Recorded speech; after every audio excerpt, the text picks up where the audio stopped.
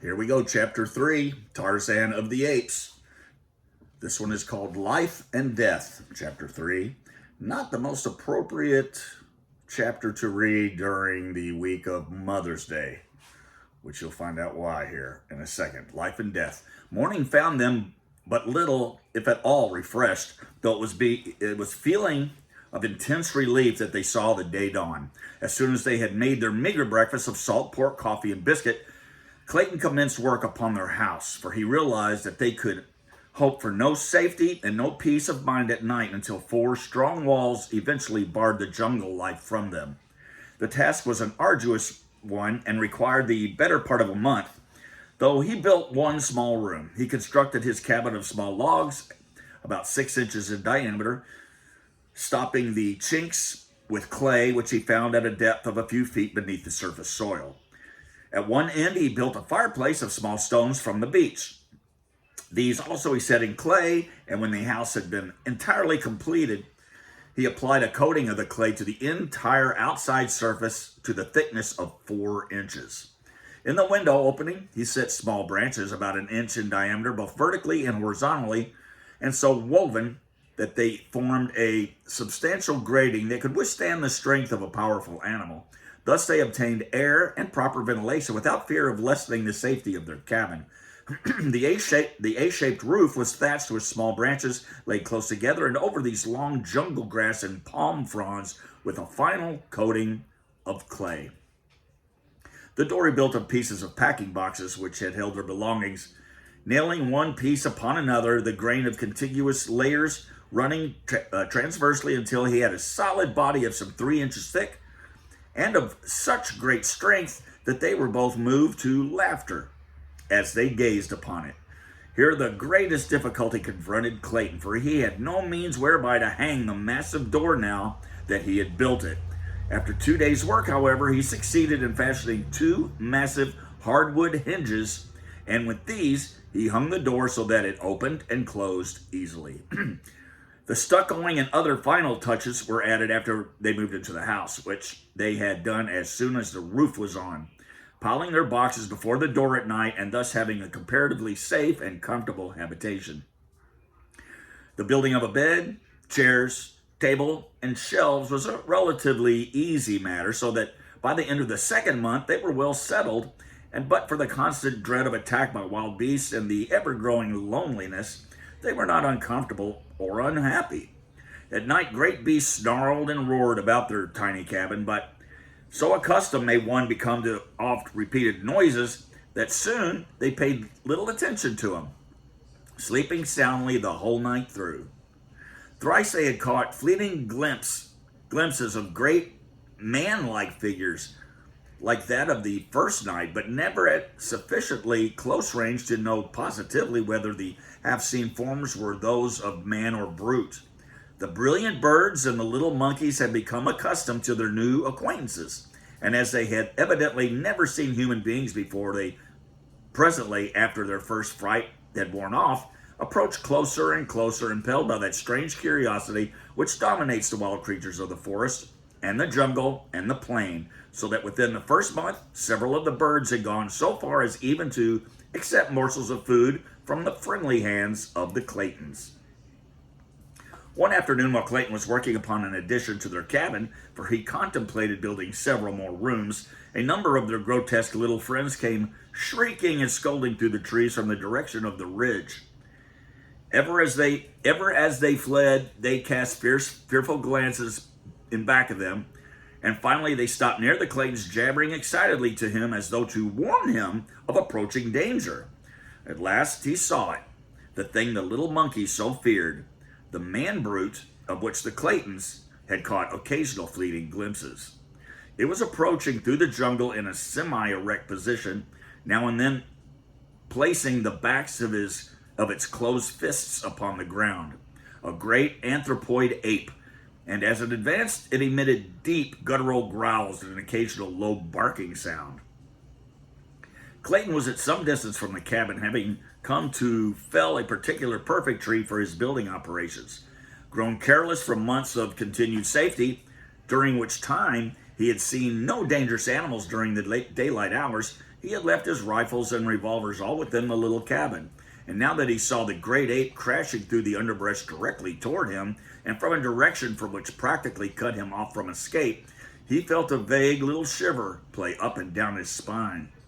He knew that, armed only with an axe, his chances with this ferocious monster were small indeed. And Alice? Oh God, he thought, what will become of Alice?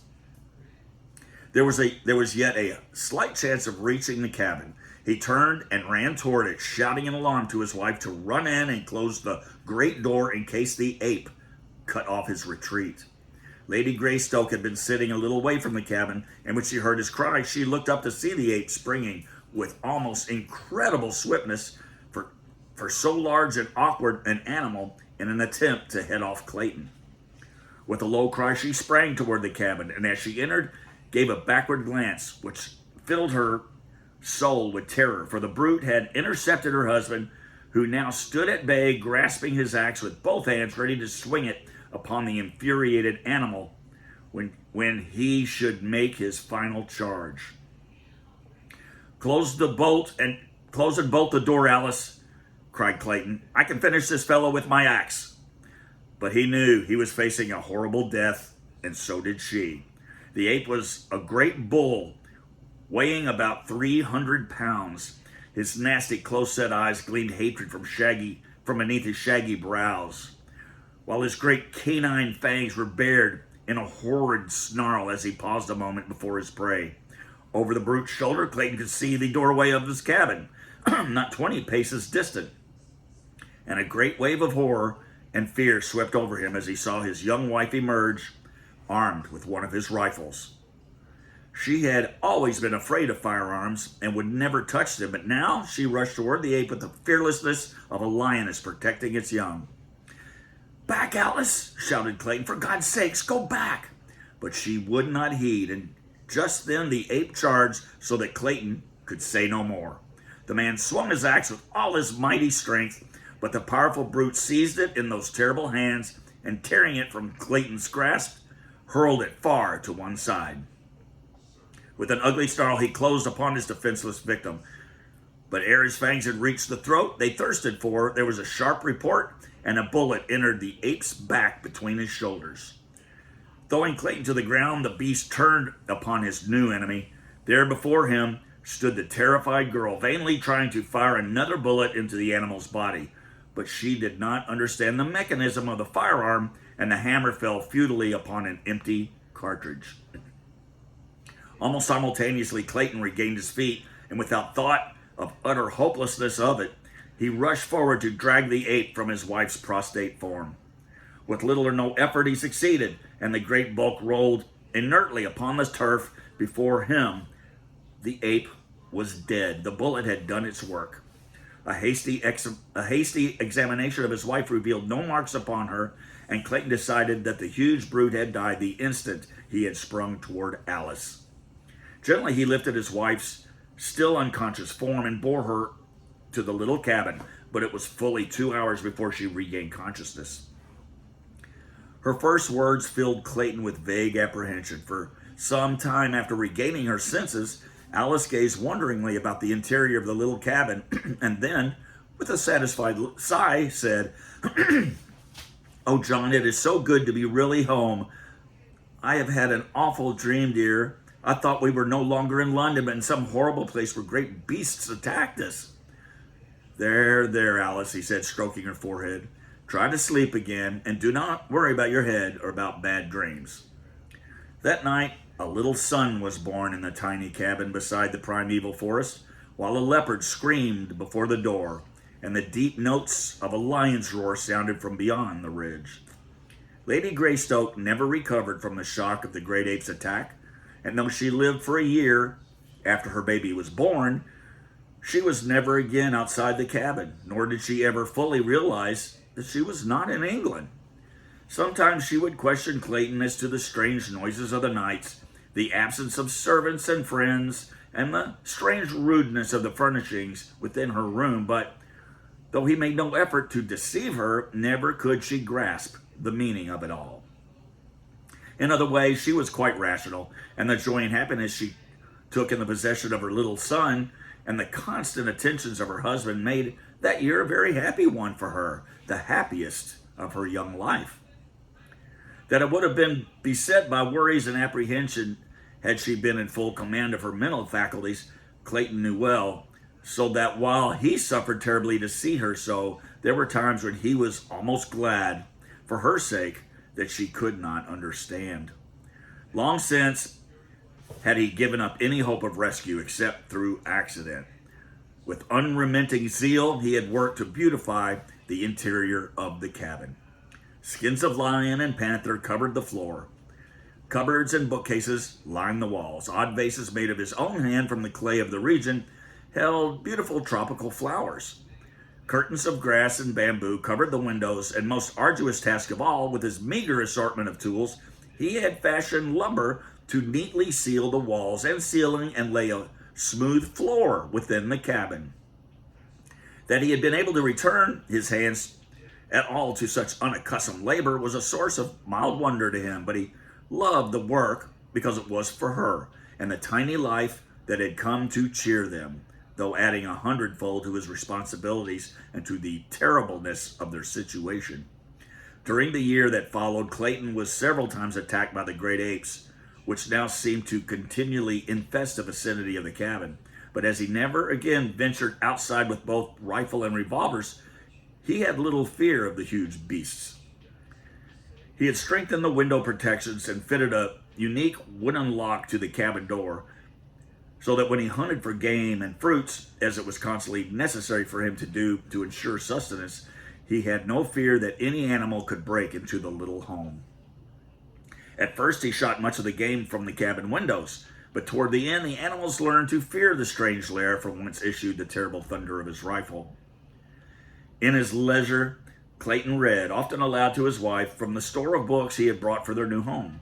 Among these, many for little children, picture books, primers, readers, for they had known that their little child would be old enough for such before they might hope to return to England. At other times, Clayton wrote in his diary, which he had always been accustomed to keep in French, and in which he recorded the details of their strange life. This book he kept locked in a little metal box. A year from the day her little son was born, Lady Alice passed quietly away in the night. So peaceful was her end that it was hours before Clayton could awake to the realization that his wife was dead.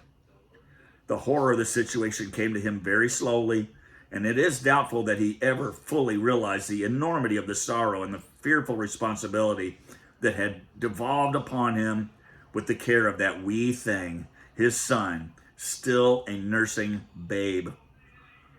The last entry in his diary was made the morning following her death, and there he recites the sad details in a matter-of-fact way that adds to the pathos of it. For it breathes a tired apathy born of long sorrow and hopelessness, which even his cruel blow could scarcely awake to further suffering. My little son is crying for nourishment. Oh, Alice, Alice, what shall I do? And as John Clayton wrote the last words his hand was destined ever to pen, he dropped his head wearily upon his outstretched arms, where they rested upon a table he had built for her, who lay still and cold in the bed beside him. For a long time, no sound broke the death-like stillness of the jungle. Midday save the piteous wailing of the tiny man-child. The end. That's chapter 3. Chapter 4, which will be next, if you continue on with Tarzan of the Apes, is called The Apes. Thank you for listening.